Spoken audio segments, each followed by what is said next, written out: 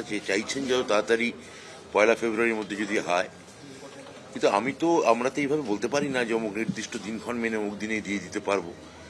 আমি এইটুকু বলতে পারি আপনাদের যে মুখ্যমন্ত্রী খুব চাইছেন যে দ্রুত হোক ব্যাপারটা আলোচনা, যার ফলে খুব সদর্থক হয়েছে।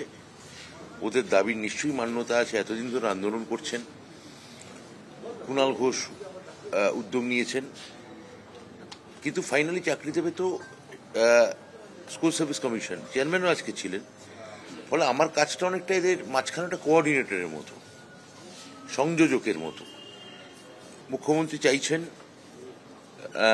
এরা, তাদের একটা ন্যায্যতা আছে আন্দোলনকারীদের,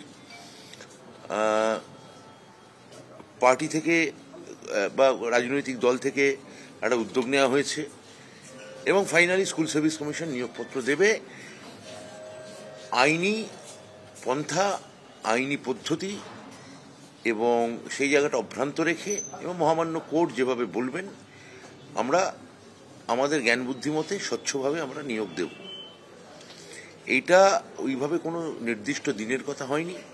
তবে যেহেতু আমরা দুবার মানে খুব স্বল্প সময়ের ব্যবধানে আমরা দুবার বসলাম, এক্ষেত্রে আমি অন্তত এটুকু বলতে পারি মিটিং উপস্থিত থাকার অন্যতম শরিক হিসেবে যে আমি বিষয়টা নিয়ে আশাবাদী, কিন্তু নির্দিষ্ট কোনো দিনক্ষণ আমি এই মুহূর্তে বলতে চাইছি না, বলতে পারছিও না।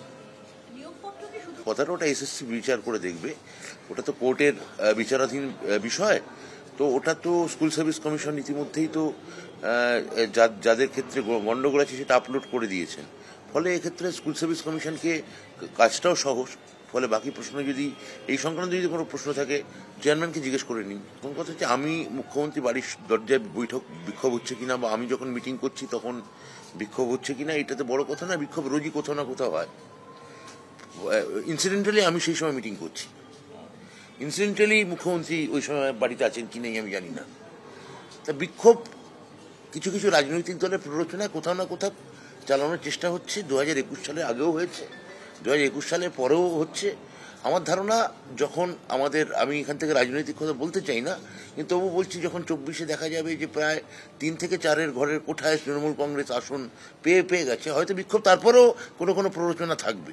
সেই প্ররোচনাকে স্বাগত জানাই, সেই ইনসিডেন্টকে স্বাগত জানাই। সেই ধরনের যে যাকে বলে একটু খুঁচিয়ে দেওয়া, একটু উস্কে দেওয়া, এগুলো তো গণতন্ত্রের অঙ্গ, এটা তো গণতান্ত্রিক শর্ত মেনেই হয়। কে না জানে কথা। আমাদের সরকারের সময় 2011 সাল থেকে আমি আপনাকে হিসেব করে দেখাতে পারি যে কত নিয়োগ হয়েছে, এবং কোনো শিক্ষকের এখন অবধি কোনো মাইনে বন্ধ হয়নি। মাসের 1 তারিখেই তারা মাইনে পান। তারপর সেখানে সমস্যা থাকতে পারে, যেখানে কোর্ট কেস হয়েছে, কিছু প্যানেল বাতিল হয়েছে, সেটা পরবর্তী ক্ষেত্রের কথা।